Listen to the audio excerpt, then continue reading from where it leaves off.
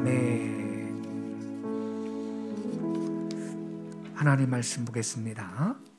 유다서 11절부터 13절까지 보겠습니다. 397페이지입니다.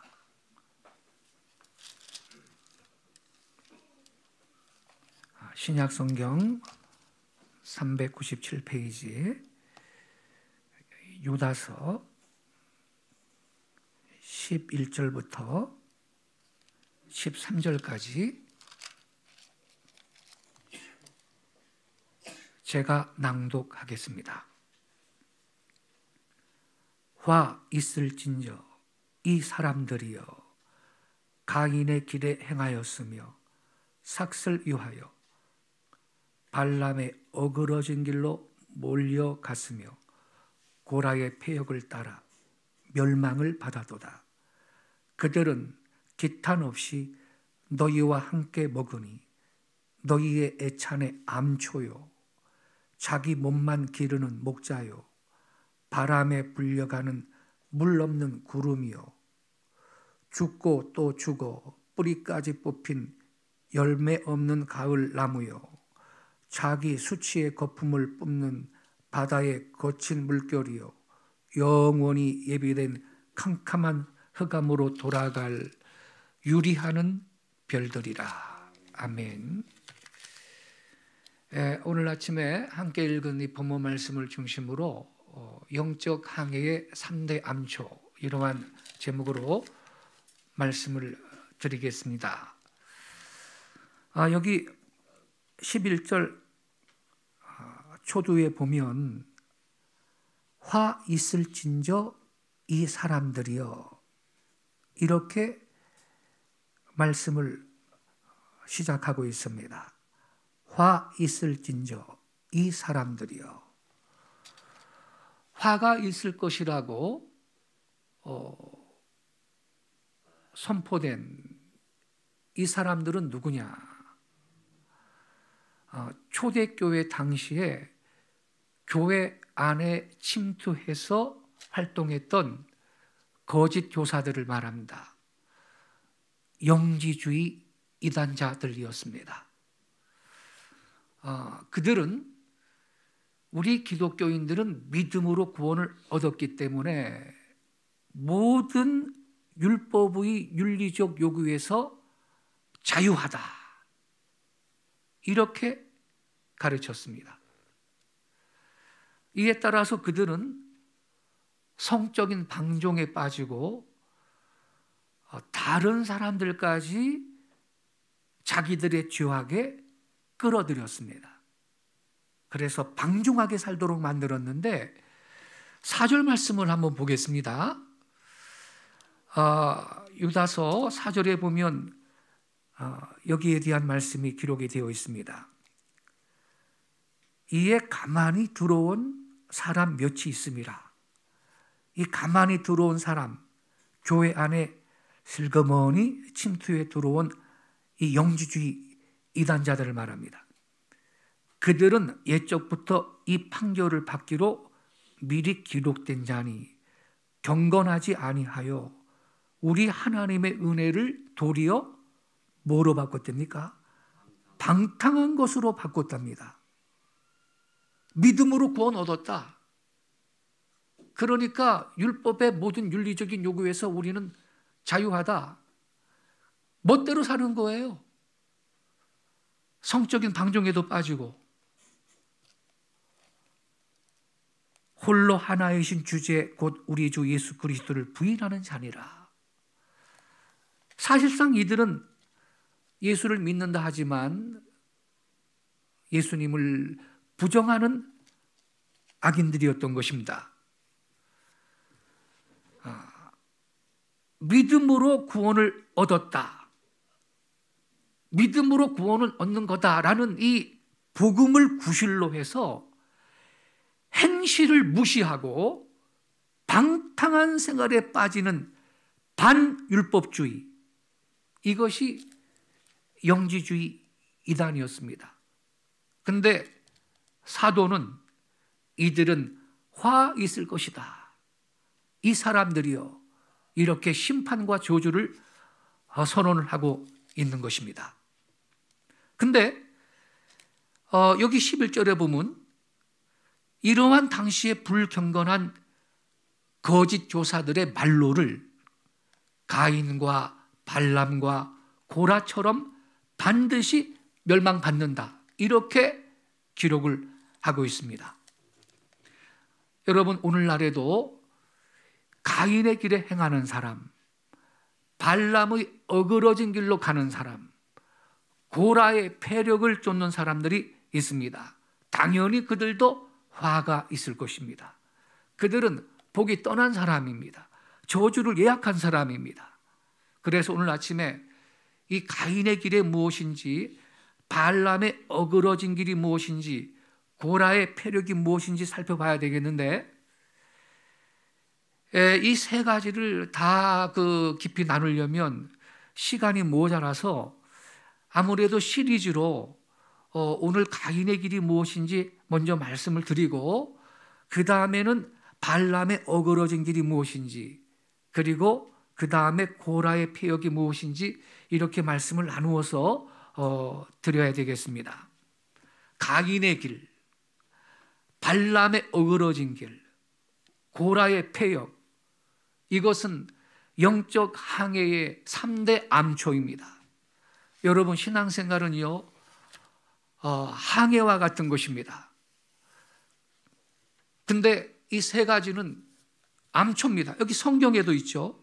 12절에 보니까요, 그들은 기탄 없이 너희와 함께 먹으니 너희 애찬의 암초요, 암초라고 말씀을 하고 있습니다. 바다를 항해하는 선장들이 가장 무서워하는 것이 있습니다. 암초입니다. 아무리 큰 배라도 암초에 부딪히면 치명적인 것입니다. 배가 깨지고 또 물이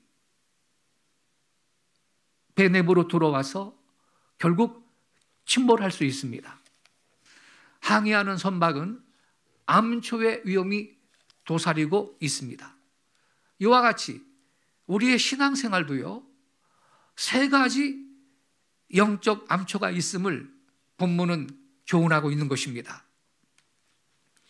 암초인 바위가 배를 파괴하는 것처럼 이 영적 암초는 신앙생활을 파괴하는 것입니다. 신앙생활은 영적 항해와 같습니다. 이 가인의 길, 발람의 어그러진 길, 고라의 패역, 이 세 가지는 영적 항해의 암초가 되는 것입니다. 첫째, 가인의 길이라는 암초가 있습니다. 이 가인의 길이라는 암초는 무엇인가? 그것은 그릇된 예배, 그리고 시기, 질투를 의미합니다. 가인은요, 동생 아벨과 함께 하나님께 제사를 드렸습니다. 근데 하나님이 이 가인의 제물은 연락을 하셨는데, 이 아벨의 제물은 연락을 하셨는데 가인의 제물은 받지 않으셨습니다.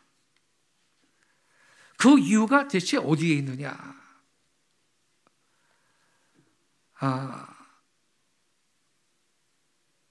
아담과 하와가 에덴에서 추방된 다음에 첫 아들 가인을 낳고 아우 아벨을 낳았는데, 아벨은 목축을 하면서 양의 첫 새끼와 그 기름으로 제물을 삼아 하나님께 바쳤습니다. 그런데 가인은 농사를 짓는 사람이었기 때문에 땅에서 경작한 땅의 소산을 제물로 삼아서 하나님께 바쳤습니다. 그런데 하나님께서 아벨과 그의 제물은 받아주시고 가인과 그의 제물은 받지 않았습니다. 그 이유가 어디에 있는가? 히브리서 11장 4절에 기록이 되어 있습니다. 히브리서 11장 4절 좀 자막 올려주세요. 이렇게 기록되어 있습니다. 믿음으로 아벨은 가인보다 더 나은 제사를 하나님께 드림으로 의로운 자라 하시는 증거를 얻었으니 하나님이 그 예물에 대하여 증언하심이라. 이렇게 기록되어 있습니다. 자, 아벨의 제사가 연락된 이유가 어디에 있는가? 이 구절을 깊이 보세요. 믿음으로 드렸기 때문에 하나님이 가인의 제물을 받으신 거죠. 믿음으로 아벨은 가인보다 더 나은 제사를 하나님께 드렸다 이거예요. 근데 이 믿음의 내용이 뭐냐 이거예요.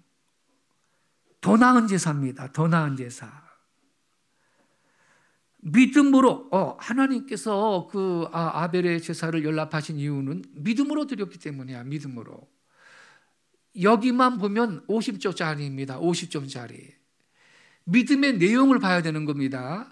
아벨이 믿음으로 가인보다 더 나은 제사 드렸다고 이렇게 기록됐잖아요. 그러니까 더 나은 제사 여기를 봐야 되는 것입니다. 더 나은 제사까지 봐야 100점이 되는 것입니다. 이 아벨이 이 더 나은 제사를 하나님 앞에 드린 그것이 곧 믿음으로 드린 제사인 것입니다. 이 구절을 좀 더 깊이 이해를 하려면 킴 제임스 성경으로 좀 읽을 필요가 있어요. 킴 제임스 성경을 좀 자막을 올려주세요. 이것이 한글 킹 제임스 성경에 있는 구절인데요. 자, 아직 안 올라갔나요?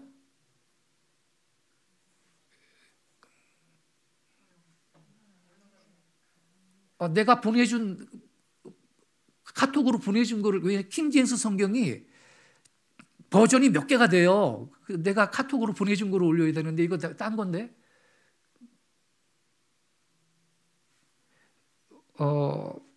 제가 준비한 킹 제임스 성경을 좀 읽어드릴게요. 믿음에 의하여, 저기 믿음으로인데, 믿음에 의하여 아벨은 가인보다 더욱 뛰어난 희생물을 하나님께 바쳤다. 이렇게 되어 있습니다. 그리고 그것에 의하여 그가 의로웠다는 증거를 받았다. 왜냐하면 하나님께서 그의 예물에 대하여 증거하셨기 때문이다. 이게 지금 소통이 안 되는 게 카톡으로 되는 걸 띄워줘야 되는데, 자, 제가 읽어드릴게요. 경청해 주세요. 믿음에 의하여 아벨은 가인보다 더욱 뛰어난 희생물을 하나님께 바쳤다. 그 다음에 이렇게 되어 있습니다. 그리고 그것에 의하여 그가 의로웠다는 증거를 받았다. 그것에 의하여 그가 의로웠다는 증거를 받았다. 이렇게 되어 있고요. 그 다음이 뭐냐면, 왜냐하면 하나님께서 그의 예물에 대하여 증거하셨기 때문이다. 이게 중요해요. 뭐에 대해서 증거하셨기 때문이다요? 예물에 대하여 증거하셨기 때문이다. 여기가 포인트입니다. 왜냐하면 하나님께서 그의 예물에 대하여 증거하셨기 때문이다. 그리고 또 이렇게 됐어요. 그리고 그것에 의하여. 그것에 의하여는 그것은 그의 예물입니다. 예물. 자, 다시 읽어드릴게요. 첫 줄부터. 믿음에 의하여 아벨은 가인보다 더욱 뛰어난 희생물을 하나님께 바쳤다. 그리고 그것에 의하여. 그것이 뭐지요? 그것에 의하여. 예물입니다. 뛰어난 희생물. 그 예물에 의해서 그가 의로웠다는 증거를 받았다라는 거예요. 정리되셨습니까? 예. 예물에 대해서 기억하셔야 돼요. 그리고 이렇게 되어 있어요. 그 다음에. 왜냐하면 하나님께서 그의 예물에 대하여 증거하셨기 때문이다. 이렇게 또 나와요. 그의 예물에 대해 증거하셨다. 그리고 그것에 의하여, 그것은 뭐죠? 예물입니다. 그는 비록 죽어 있으나 지금도 말하고 있다. 자, 그럼 여러분, 왜냐하면 하나님께서 그의 예물에 대하여 증거하셨기 때문이다 그랬는데요. 무슨 증거죠? 하나님이 가인의 예물에 대해서 증거하셨다는 거예요. 무엇을 증거하신 거죠? 가인의 아벨의 제물이 뛰어난 제물이라고 증거하셨다 이 말입니다. 어떻게 그렇게 아벨의 제물이 어떻게 뛰어난 제물이라고 하나님이 증거를 하셨나요? 받아주셨으니까. 할렐루야. 하나님이 아벨의 제물을 받아주신 바로 그것이 아벨의 제물이 뛰어난 제물이라고 하나님이 증언해 주신 거다 이 말이에요. 정리되셨습니까? 예. 그래서 아벨은 피의 제사, 즉 받으실 만한 제사를 하나님께 드린 것입니다. 그리고 그 제물은요, 예표적으로 피의 제사가 믿음 생활에 들어가는 기초가 되게 했습니다. 여러분, 이걸 잘 들으셔야 돼요. 피의 제사가 믿음 생활에 들어가는 기초다. 왜 그런지 아세요? 믿음 생활은요, 오직 속죄에 의해서 이루어지는 삶입니다. 믿으십니까? 믿음 생활은 오직 속죄에 의해서 이루어지는 삶이에요. 자, 그렇다면 속죄는 어떻게 받나요? 속죄는 어떻게 이루어지나요? 피 흘림이 없이는 속죄함이 없습니다. 아멘이십니까? 히브리서 9장 22절을 좀 자막 올려주세요.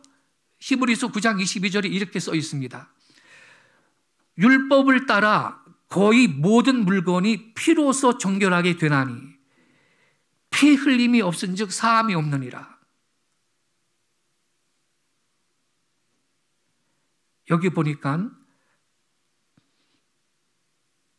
모든 물건은 피로써 정결하게 되고 피 흘림이 없으면 사함이 없다 이렇게 기록이 되어 있습니다. 여러분, 어떤 경우든요, 대속이 없이는 절대로 죄사함이 있을 수가 없습니다. 대속이라는 것은 대신 누가 속죄 제물이 되어야 된다는 것이죠. 그 이유가 뭐냐? 레위기 17장 12절을 읽겠습니다. 레위기 17장 11절 같이 읽겠습니다. 시작. 육체의 생명은 피에 있음이라. 내가 이 피를 너희에게 주어 제단에서 뿌려 너희 생명을 위하여 속죄하게 하였나니 생명이 피에 있으므로 피가 죄를 속하느니라. 아멘. 여기 보니까요, 육체의 생명은 피에 있다 그랬어. 이건 사람도 그렇고 동물도 그래요. 육체는 생명이 피에 있습니다. 피가 쏟아지고요, 다 떨어지면요 죽습니다. 사망합니다. 수혈을 빨리 해야 되는 것입니다. 그래야 삽니다. 육체의 생명이 피에 있다라는 것은요, 성경만이 아니라 현대 과학이 그렇게 인정을 하는 것입니다. 육체의 생명이 피에 있다. 그래서 하나님은요, 이 너희 생명을 위하여 이 피를 너희에게 주어 제단에 뿌려서 너희 생명을 위하여 속죄하게 하였다 그러면서 생명이 피에 있으므로 피가 죄를 속한다 이렇게 말하고 있습니다. 그러니까 여러분, 가인이 양의 첫 새끼와 기름으로 제물을 삼아 하나님 앞에 바쳤다 그랬죠. 하나님이 가인과 그 제물을 받으셨다 그랬습니다. 가인은 피 흘림이 있는 제사를 바쳤던 것입니다. 아벨은 피 흘림이 있는 제사를 드린 것이에요. 그러니까 아벨은요, 예배를 제대로 한 겁니다. 할렐루야. 하나님이 요구하시는 방식대로 아벨은 예배를 제대로 드렸다 이 말인 것입니다. 아벨은 이것을 뒷받침하는 말씀이 요한일서 3장 12절에 있습니다. 요한일서 3장 12절을 같이 읽겠습니다. 요한일서 3장 12절 자막 좀 띄워주세요. 내가 카톡으로 보냈는데.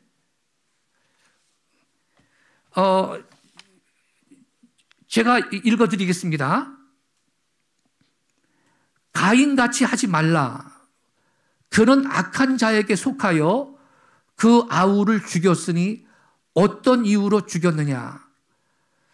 자기의 행위는 악하고 그의 아우의 행위는 의로움이니라. 이렇게 써 있어요. 자기의 행위는 악하고 그의 아우의 행위가 의롭다 그랬습니다. 아벨의 행위가 의롭다라는 것이거든요. 아벨의 행위가 뭐가 의로웠던 거죠, 여러분? 피 흘림이 있는 제사를 바친 그것을 의로운 행위라고 말하고 있잖아요. 그러니까 아벨이 피 흘림이 있는 제사를 드린 것이 의로운 행위였다. 그래서 여러분, 하나님께서 그 아벨의 제사를 받은 것은 믿음으로 아벨은 가인보다 더 나은 제사를 드렸으니 이렇게 기록되어 있는데, 믿음으로만 보면서 아벨은 믿음으로 이 제사에서 하나님이 받았고 이 가인은 믿음이 없이 드린 거야, 이런 식으로 성경을 해석하는 것은 잘못 해석하는 거예요. 믿음의 내용이 뭐냐? 가인은 피 흘림이 있는 제사를 하나님 앞에 제물로 삼아 바쳤다라는 사실을 믿으시기 바랍니다. 예, 그러니까 말이죠. 아벨은요, 죄송합니다. 아벨은, 예.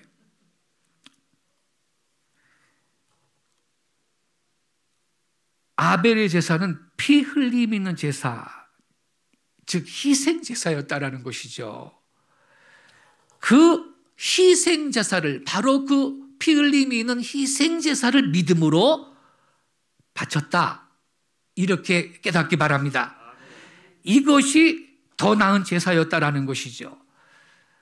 자, 그렇다면 그 믿음 어떻게 생겼어요? 동물 제사를 바치는 이 제사법은 어떻게 생긴 건가요, 세상에? 이게 어떻게 시작이 됐죠? 누가 이걸 창시했나요? 아담이었나요? 아벨이었나요? 그래요, 하나님이셨습니다. 아담과 하와가 선악과를 따먹고 범죄했습니다. 하나님께서 에덴 동산에서 추방하십니다. 아담과 하와가 이렇게 범죄한 상태에서 정령 죽으리라 그랬죠. 먹는 날에 정령 죽으리라. 이 범죄한 상태에서 동산 중앙에 생명나무 과실이 있는데 그것까지 먹으면 구원받을 기회를 영원히 상실할 수가 있어요. 그래서 하나님께서 에덴 동산에서 추방을 하시고 접근을 완전히 차단을 시켜버리는 것입니다. 예. 화염검을 딱 배치를 하고, 그런데 이 아담과 하와를 추방을 할 때 뭐가 이쁘다고 가죽옷을 지어 입히십니다. 창세기 3장 21절에 하나님이 가죽옷을 지어 입히시니라 그랬어요. 이 아담과 하와가 범죄해서 몸에서 영광이 사라지니까, 빛이 사라지니까 나체가 드러나 버려요. 빛의 옷을 입고 있었다 그랬죠. 예, 그래서 수치감에 이 무화과 나무 잎을 엮어가지고 하체를 가렸죠. 근데 하나님이 에덴에서 추방하실 때 그거 벗기고 가죽옷을 지어 입히셨다 이 말입니다. 죄는 져본 적도 없고 경험한 적도 없는 양 한 마리가 고통 중에 피를 뚝뚝 흘리면서 죽는데 그거 누가 그렇게 죽여요? 하나님이 잡는 겁니다. 애꿎은 짐승 한 마리가 누구 때문에 그렇게 피를 흘리고 죽었나요? 아담과 하와 때문에요. 아담과 하와 때문에. 예. 아유, 하나님 왜 그러세요? 죽을 놈은 안 돼. 저 동물을 왜 죽이시나요? 그랬겠죠. 근데 알고 보니까 가죽옷을 지어 입히셨어요. 그리고 내쫓아버리는 거예요. 그래서 이 하나님의 사랑이 여기에 있는 것입니다. 하나님은 진노 중에도 긍휼을 잊지 아니하시는 하나님. 할렐루야. 땅이 저주를 받아 가시덤불과 웅풍비를 내라 그랬어요. 가시덤불과 웅풍비를. 거기에 아담은 찔리면서 땅을 기경을 해야 이제 먹고 살 수 있게 된 거예요. 옷의 첫 번째 기능은 뭐냐? 몸을 보호하는 거예요. 패션은 두 번째 문제예요. 그래서 하나님이 든든한 가죽옷을 지어 입히시고 쫓아버린 거예요. 에덴 동산 바깥으로. 그런데 여기까지만 이해하면 그것도 50점이에요. 그 가죽옷. 하나님께서 그 가죽옷을 통해서 교훈하시는 것이 무엇입니까? 그러한 가죽옷이어야만 너희들은 살 수 있을 것이다 라는 것을 실물 교훈을 하신 겁니다. 시청각 교육을 하신 것인데 그것은 곧 희생 제물을 필요로 하는 제사의 시작이고 십자가의 예표며 그림자였던 것입니다. 그 가죽옷이 되기 위해서 죄 없는 양 한 마리가 하나님에 의해서 지금 죽었는데 희생됐는데 그것은 먼 훗날 우리의 의의 옷이 되기 위해서 대속의 제물이 되어 죽으실 예수의 모형이었던 것입니다. 그러니까 제가 자주 말씀드리잖아요. 복음은 마태복음부터가 복음이 아니고 창세기부터가 이미 복음이에요. 거기 예수가 등장을 하고 있는 것입니다. 가죽옷으로도 나오고 여자의 후손이 나와요. 여자의 후손. 여자의 후손이 언젠가 뱀의 머리를 깨뜨릴 거라고 여자의 후손이 처녀 마리아의 몸에서 탄생하신 예수님을 그때 벌써 하나님은 예언하고 있는 것입니다. 할렐루야.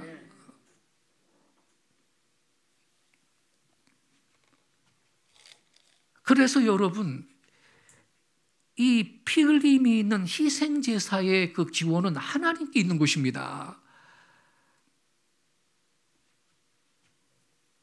가인과 아벨은 이러한 희생제도에 대해서 아담한테 배웠죠. 아담이 여러분 예배 안 했겠어요? 당연히 제사했죠. 어떻게 제사했겠어요? 희생제사를 드렸을 거예요. 하나님께 배웠잖아요. 아버지, 그 낡아 빠진 가죽은 왜 그렇게 애지중지 가지고 그러세요? 이게 어떤 옷인지 아니 이놈들아. 그 사연을 쫙 가르쳐 주는 거예요. 가인과 아벨한테 하나님이. 그 아담이 너희들 잘 들어. 내가 왜 하나님 앞에 제사할 때 짐승 한 마리 바쳐가지고서는 제사하는지 그 이유 알겠지? 죄 때문에 내가 죽어야 되지만 내 대신 이 희생 제물이 이 동물이 희생당하는 거다. 아오니 주님이 이 제물을 받으시고 내 죄를 용서해 주세요. 이렇게 예배하는 거야. 예배는 이렇게 하는 거다. 이 아담이 가인과 아벨한테 가르쳐줬다 이 말이에요. 로마서에 어떻게 써있나? 믿음은 들음에서. 할렐루야. 들었는데 그래서 이 아벨과 가인이 지금 하나님 앞에 그래서 예배를 하는데 말이죠. 아벨은 믿음으로 자기가 들은 대로 배운 대로 아담이 보여준 대로 희생의 제사를 피 흘림의 제사를 하나님께 드렸더니 하나님이 아벨과 그의 제물은 연락하셨습니다. 할렐루야. 근데 가인은요, 이러한 제사 제도에 대해서 동생 아벨하고 똑같이 배웠음에도 불구하고 그걸 무시를 했습니다. 아벨은 믿음으로 받아들였고, 그래서 여러분 아벨은 영과 진리로 예배한 것인데 요한복음 4장 23절 24절에 이렇게 써 있습니다. 예수님이 하신 말씀이에요. 아버지께 참으로 예배하는 자들은 영과 진리로 예배할 때가 오나니 곧 이때라. 아버지께서는 이렇게 자기에게 예배하는 자들을 찾으시느니라. 24절에 하나님은 영이시니 예배하는 자가 영과 진리로 예배할지니라. 영이라는 것은 성령으로라는 뜻이고 진리로라는 것은요, 하나님 말씀, 하나님께서 그분의 우리에게 말씀하신 방식 그대로 예배를 하라 이 뜻인 것입니다. 그게 진리로 하는 예배인데, 예를 들어서요 여러분, 출애굽기 20장 1절부터 7절에 10계명이 있는데 두 번째 계명이 뭐냐면 너희들은 우상을 제작하지 말아라.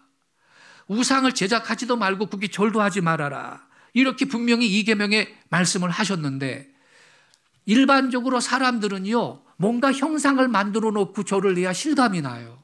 그래요 안 그래요? 우리 기독교 신자들은 여기를 깨뜨렸지만 이 선을 넘었지만 일반 세상 사람들 보세요. 어떤 신을 섬길 때 안 보이는 어떤 신을 그냥 섬기는 것은 실감이 안 나니까 반드시 우상을 만들고 형상을 만들고 거대하게 만들어 놓고 거기에 이 절을 하고 기도하고 그 앞에서 분향을 하고 그러잖아요. 힌두교나 불교 보세요. 그렇죠?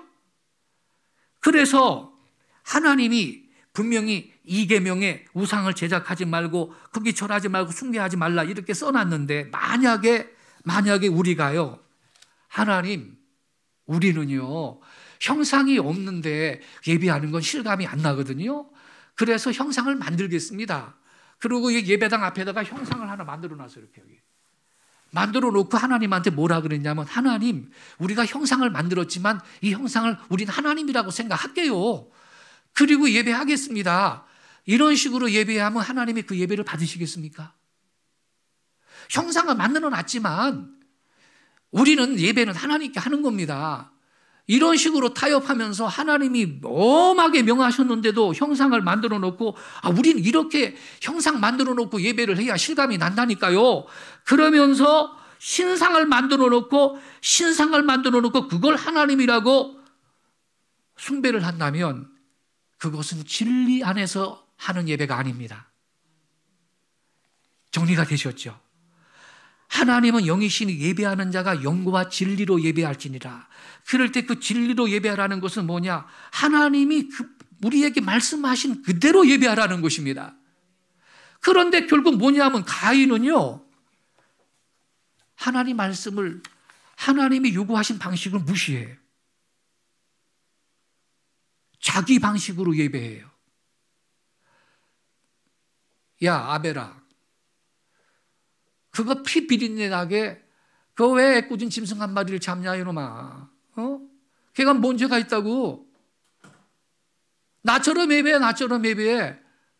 그리고 말이죠 고상하게 예배한다고 땅에서 경작한 땅의 소산물로 배추고 부추고 파마늘이고 말이죠 무고 그냥 상다리 부러지게 말이죠 제단 위에 올려놓고 말입니다. 예배해봤자 그건 진리 안에서 하는 예배가 아니거든요. 그래서 하나님께서 아벨과 그의 제물은 연락하지 않았다. 그게 참 기가 막힌 말씀이에요. 아벨의 제물은 연락하지 않았다가 아니고 분명히 가인의 제물은 연락하지 않았다가 아니고 가인과 그의 제물은 연락하지 않았다예요. 여러분 예배자와 예배의 내용이 하나라는 걸 깨닫기 바랍니다. 하나님께서 우리의 예배를 연락하셨다라는 것은 곧 그 예배자를 받으셨다라는 의미인 걸 깨닫기 바랍니다. 그래서 여러분 신앙이라는 것은 뭐냐? 하나님의 계시에 대한 인간의 응답입니다. 신앙에 대한 신학적인 정의는 뭐냐면 하나님의 계시에 대한 우리 인간의 응답입니다. 하나님이 원하시는 방식대로 주님을 예배하고 주님을 섬겨야 하나님이 그걸 받으신다라는 것입니다. 예배의 방식은요 피조물인 우리 인간이 결정하는 것이 아닙니다. 창조주 하나님이 정하시는 것입니다. 그래서 여러분 우리는요 이 말씀을 깊이 묵상하는 가운데 하나님의 말씀대로 예배하고 하나님의 말씀대로 주님을 섬기는 삶을 살아가야 될 것입니다. 오늘날에도 하나님을 섬기긴 하지만 하나님이 원하시는 방식이 아니라 자기 방식으로 섬기려는 사람들이 가끔 있습니다. 성경에도 보면요 복궤를 지금 수레에 메고 빼앗겼던 복궤를 갖다가 다윗성으로 이제 모시고 오는데 소가 뛰니까 말이죠 복궤가 떨어지려고 그래요. 그럼 떨어지면 깨질 거 아닙니까? 그러니까 우사가 말이죠 그거 보호하려고 복개를 잡아버렸단 말이에요. 직사했습니다.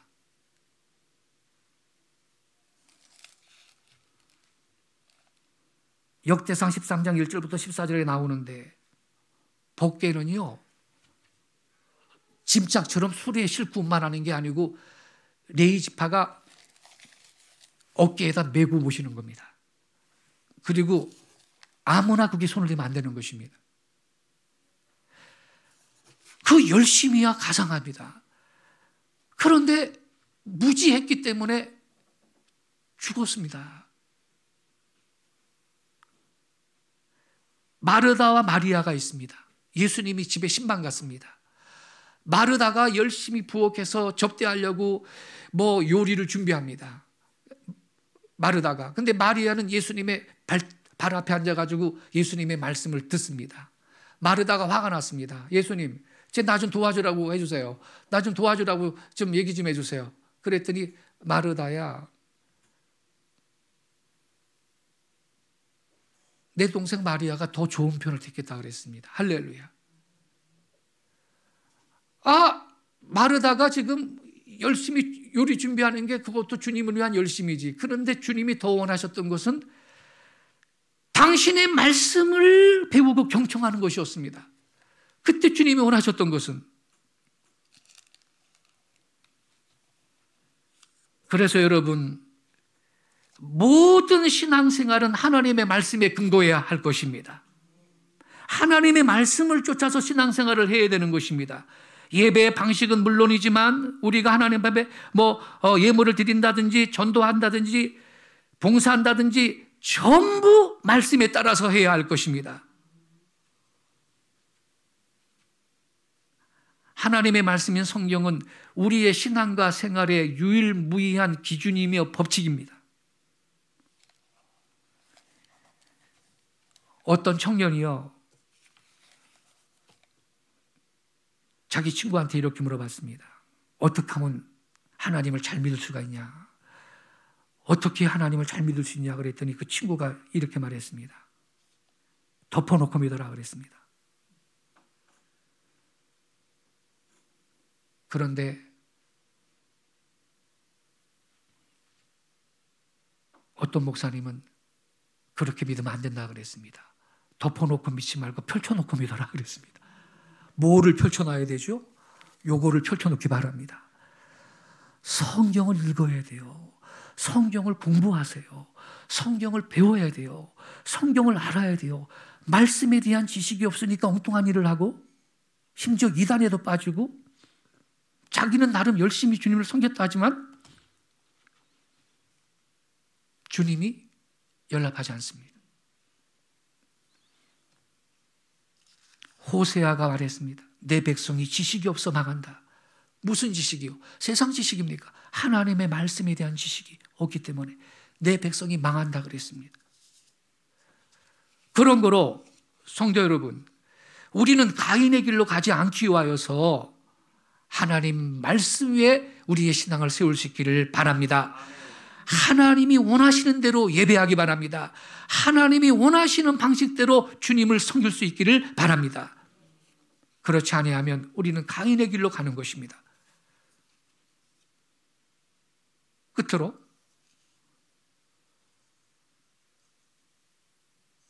이 가인의 길이 무엇이냐? 하나님이 가인의 제물은 받지 않았습니다. 왜요? 지멋대로 한 예배였기 때문에. 그러면 가인은요, 하나님이 왜 내 예배를 안 받으셨나? 그 원인을 찾아서 회개하고 자기도 아벨처럼 바른 제사를 했어야 옳았는데 시기 질투심에 예배를 제대로 드린 아우를 쳐 죽이고 말았습니다. 최초의 살인자가 되었습니다. 여러분, 시기와 질투는 우리의 영적 항해를 가로막는 아주 치명적인 암초가 됩니다. 시기, 질투심은 자기를 파괴시키는 암초입니다. 가인과 같이 시기, 질투, 그리고 증오심으로 차 있는 자는 반드시 암초에 부딪히게 될 거고 순항을 하지 못할 것입니다. 성도 여러분, 어떤 분이 이렇게 말했습니다. 사람의 마음에 시기심과 질투심이 있는 것은 쇠붙이에 녹이 있는 것 같다 그랬는데, 쇠붙이에 그 녹이 조금 있을 때 빨리 없애야 되지, 그거 그대로 놔두면요 계속 부식이 일어나고 그 쇠붙이는 사망에 이르게 될 것입니다. 그래서 사울도 보세요. 다윗이 이긴 자는, 사울이 이긴 자는 천천히고 다윗이 이긴 자는 만만이다 그러면서 이스라엘 여성들이 찬양을 할 때 시기 질투심이 일어납니다. 이야, 이거 완전히 다윗한테 인기가 급상승을 하고 있구나. 이러다가 이거 뭐 나는 나락으로 떨어지겠네, 저놈을 죽여야 되겠다, 이렇게 결정을 하고, 글쎄 골리앗 장군을 이기고 나라를 살린 다윗을 이 사울이 죽이려고 하지 않습니까? 시기 질투 때문에. 그 사울의 말로가 어떻게 됐습니까? 시기 질투는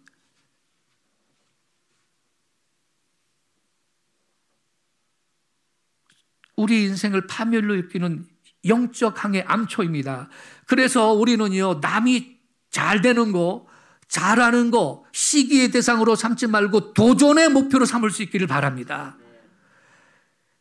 가인은 하나님께서 아벨의 제물은 받고 자기 제물은 받지 않았을 때, 나도 다음엔 잘해야지, 이렇게 다짐을 했어야 옳았습니다.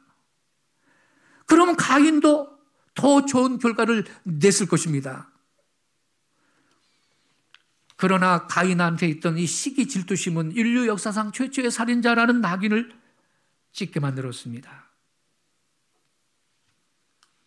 여러분, 우리는요, 그래서 교회 생활할 때나 사회생활 할 때나 우리의 이웃 중에 누가 실패를 했을 때는 위로해 주셔야 되고, 성공했을 때는, 내 이웃이 성공했을 때는 함께 기뻐해야 됩니다.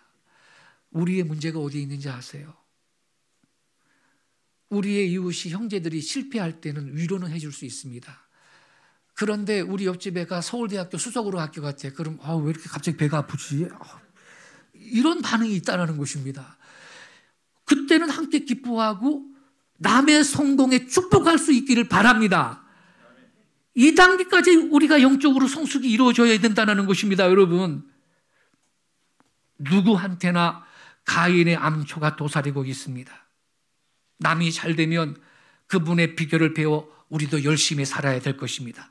남이 성공하면 축하해 주면서 그분의 비법을 배우는 사람이 지혜로운 사람인 것입니다. 이것이 신앙적인 자세인 것입니다.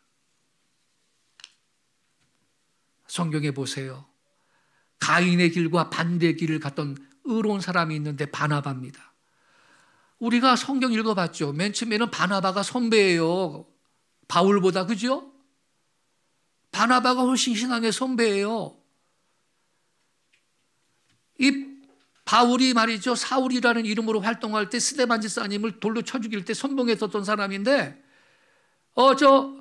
다메섹에 예수 믿는 사람 잡아 족치려고 가다가 부활하신 주님 만나고 부끄러져 가지고서는 회심했잖아요. 그리고서는 이제 아라비아 광야에 들어가서 3년 동안 아주 그냥 주님과 깊은 교제를 나누면서 그리스도인이 됐는데, 감히 어떻게 사도들 앞에 와요?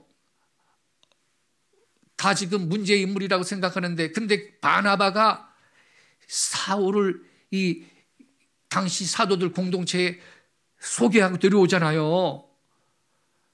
이 바나바, 나중에는요, 성경에 바나바와 사울이 이러다가 나중에는요, 바울이 먼저 나와. 바울과 바나바가 이렇게 나와요. 그러면 시기 질투 안 나요? 나보다 한참 후배가 나보다 잘 나간다 더. 이 시기 질투 안 납니까? 바나바는요, 그러나 열심히 바울을 세우고 후원하는 사람이 되었습니다. 바울을 바울로 만든 숨은 공로자가 바나바입니다. 바나바 없는 바울을 우리는 생각할 수 없어요. 바나바는 바울을 성경의 최대의 목회자로 만들었고 신학자로 만드는 사람입니다. 그리고 바나바는 그 밑에서 보조해 주는 사람 됩니다. 가인의 길과 반대되는 길이었습니다. 이것이 하나님의 심장인 것입니다. 그래서 우리는 나보다 잘 되는 사람을 가인같이 시기 질투하지 말고 도전의 대상으로, 배움의 대상으로 삼아야 됩니다. 시기 질투는 가인의 길로 가는 신앙생활의 암초가 됩니다. 서울의 어떤 큰 교회에서 여전도회 회장 투표회 했는데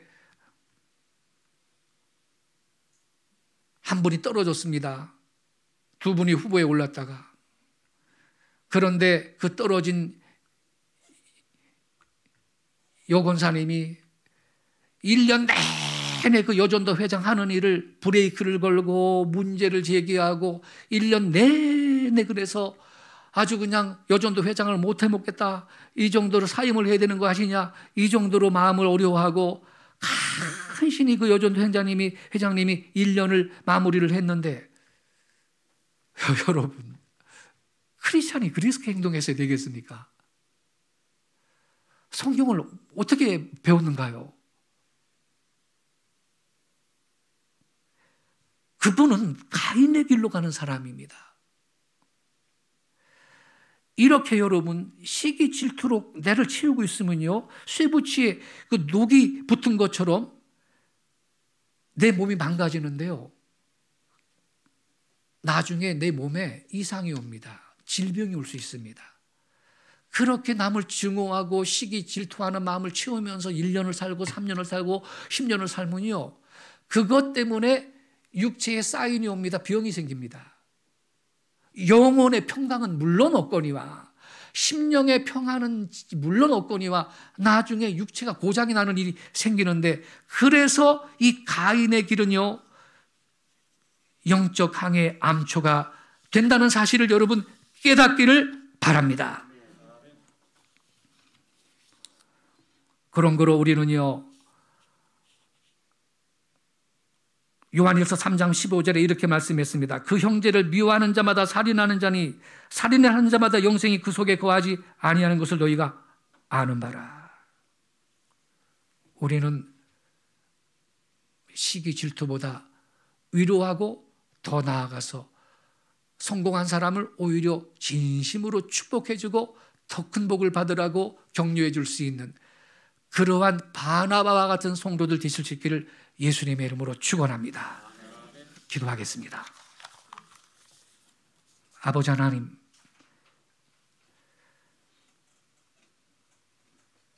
가인이 왜 실패했는지 우리는 두 가지로 살펴봤습니다.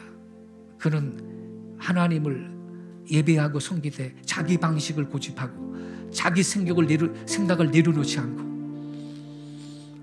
하나님의 뜻보다 자기 생각을 우위에 놓고 자기 마음대로 예배했으므로 가인과 그의 재물은 연락되지 못했음을 깨달았습니다. 그런 거로 주여, 오늘 아침 우리들로 하여금 내 생각을 내려놓게 하소서, 하나님 말씀 위에 내 신앙을 세우게 하옵소서, 내 방식을 고집하지 않게 해주시고 성경을 펼쳐놓고 어떻게 하나님을 섬겨야 되는지 배울 수 있게 하여 주옵소서. 내 백성이 지식이 없어 망한다 하였사오니 하나님의 말씀을 아는 지식으로 내 심령을 지성을 채우게 하시고, 그러기 위하여 말씀을 연구하고 읽고 배우는 일에 힘쓸 수 있는 저희들이 되게 해 주옵소서. 또한 가인은 시기 질투심 때문에 인생을 망쳤습니다. 그것이 영적 항해의 암초라는 사실을 깨달았습니다. 주여, 우리 안에 주의 사랑을 더 채워주옵소서.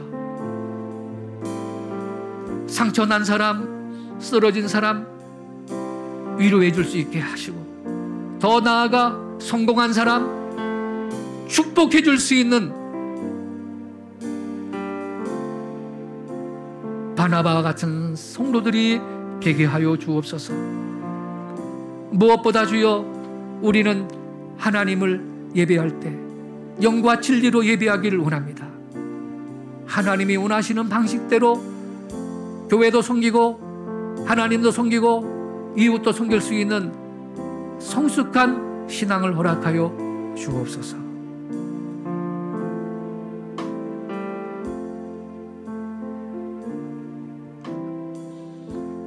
하나님께서는 이 말씀에 공손하게 우리가 반응하기를 원하십니다. 그동안 내가 열심히 주님을 섬겼습니다. 나는 열심히 주님을 섬기고 있습니다. 혹시 그렇게 생각하시는 분 계세요?